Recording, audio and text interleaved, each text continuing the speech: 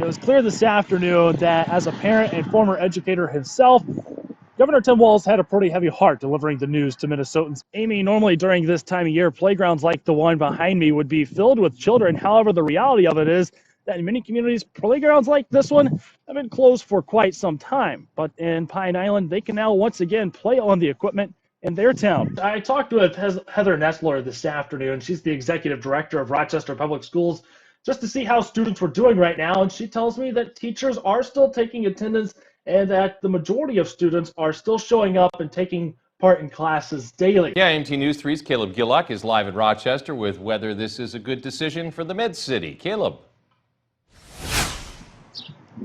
Hey, Kenny and George, that's right. I'm here walking the streets of downtown Rochester right now.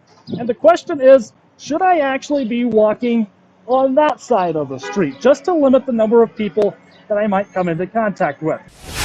The Med City is known for its world-renowned healthcare here at the Mayo Clinic, but Unicast has recently graded Olmsted County at a C- when it comes to social distancing. Rochester Mayor Kim Norton says she strongly disagrees. I thought we had been doing quite well in Rochester, but I can't speak to all of Olmsted County. During my conversation with the mayor this afternoon, she told me that she's been pleased seeing residents social distancing in the downtown area and would give the Med City a B+. She says the study is unfair because it measures those who are staying at home, but many still have to go to work at Mayo Clinic to fight this disease. Other than that, people are staying home and taking it very seriously overall. And of course, there are instances where, a pickup-based basketball game happens, on a court. teachers are still taking attendance and making sure that students are still logging into those classes. However, the biggest challenge has just been getting technology into the hands of every student. One of the things we had to work on as a district was to make sure everyone had high-speed internet. With schools closed, educators have turned to distance learning, requiring both computers and bandwidth. Mark Grosclose, the principal at Albert Lee High School, says his district moved quickly to meet those needs. K through 5 students didn't have one-on-one devices. They had carts in their buildings and had them at school. So our district deployed every kid through K through 12 now has a device in their home. Plus, if they didn't have high-speed internet, now they got hotspots. Grosclose concedes there are some students with a history of attendance issues who aren't consistently logging in to do their work. Albert Lee educators believe flexibility is key in this environment. We're not keeping them confined to a certain time. We keep kind of a wide open window because we know some of our students aren't, unless they're getting on the bus or forced to come to school, they wouldn't normally get up at 9 o'clock or 8 o'clock in the morning. And so we understand they might work at night a little more. Being fully supportive of the students requires the district to also be supportive of parents. Today we're actually doing virtual conferences with parents, and so staff is reaching out to parents either via a phone, email, text, Google Meet to connect with our parents, especially the ones that might have students that are struggling with distance learning. Now, as far as the students getting behind, Grosclose says he's not concerned because teachers are only focused on the essential state standards, and students will likely need a refresher once school resumes. The CDC is actually advising that playgrounds stay off limits because they are oftentimes crowded and can easily exceed the recommended guidance for gatherings. Plus, it can be challenging to keep surfaces clean and disinfected. I spoke with one Pine Island parent today, and she tells me she's not worried. We usually have one person open up the door. We all go right inside, wash our hands, and wash the door handle and everything, retrace all of our footsteps. Heather Hovland and her family have been playing it safe when they returned from bike rides and skipping rocks in the Middle Fork Zumbro River at Collins Park. It's kind of our little oasis that we get to go to. As soon as we get back home, we sanitize everything. We sanitize our bike handles and all of that.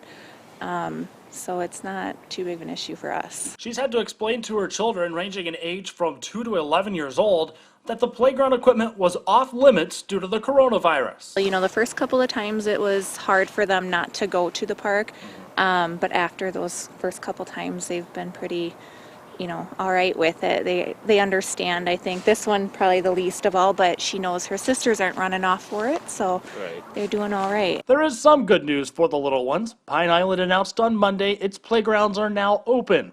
However, the equipment is not sanitized, and they ask park goers to continue practicing social distancing. Hovland says that will be the hard part with the kids. I think the main thing is when we do go to the park, it's going to be playing with other kids. This one's a small park. We've got the one there at Trailhead Park, that big one. I think that one's going to be a little bit more difficult to keep the kids separated. If you take a walk through downtown Rochester right now, you'll see plenty of these signs along the way, diverting walkers to different sidewalks through all the construction. But could we see more of these in the future as the community continues to take your health and safety into consideration? We're looking at a number of things because the weather is really starting to get nice now, and we know the number of people that are out walking around are going to significantly increase. So there's a number of options we can look at to make walking safer. Even with fewer people in downtown Rochester, there is still a decent amount of foot traffic on the city's sidewalks. Several communities across the nation are switching to one-way sidewalks, and Rochester City Councilman Michael Wojak told me that specific idea hasn't been discussed. But they are looking at ways to keep you safe. We're looking at possible road closures in certain areas or just local traffic only so we can open up some streets for walking too. He says he's not sure which streets those might be or how soon that could happen. But either way, he says the Med City is already in the process of making pedestrian crossings safer. I spoke with the city traffic engineer today about making sure all of our downtown, I call them bag buttons, but the pedestrian crossing buttons that you have to push to get a walk signal, we're making those all automatic so you don't have to push them. With the downtown area being heavily trafficked by healthcare workers at the Mayo Clinic, Wojak says it's the least they can do for those who are making so many sacrifices on a daily basis. We have a lot of people who are making these sacrifices to keep some of our neighbors safe, so it is a very high priority. And while city leaders acknowledge exercise is important, they ask that you do your part in keeping the community safe and healthy. Keep in mind that 6 feet distance. If you're passing somebody, give them a wide berth. This is a very contagious disease. It's not like the flu, and we need to be safe. We've all been blessed with the opportunity to walk across that stage in our caps and gowns to receive that high school diploma, but it'll likely look different for the class of 2020. We're going to be extending the distant learning throughout the rest of the year. That was the statement heard and felt by students, parents, teachers, and administrators around the North Star State. Students won't be returning to the hallways for the remainder of the academic year. So what does this mean for the class of 2020's commencement ceremonies? We will do everything in our power to have some type of graduation where we can honor them and recognize them. Rochester Public Schools Superintendent Michael Munoz has continued to encourage students throughout distance learning, but his newest challenge is keeping seniors motivated to finish the school year strong. That's why he says it's so important to make sure there is some sort of ceremony. We're going to try to do some way to honor our seniors sometime around probably the same time that graduation normally would occur. But no final date has been determined or what we're going to do, but we are going to do something, so I wouldn't say it's going to be canceled.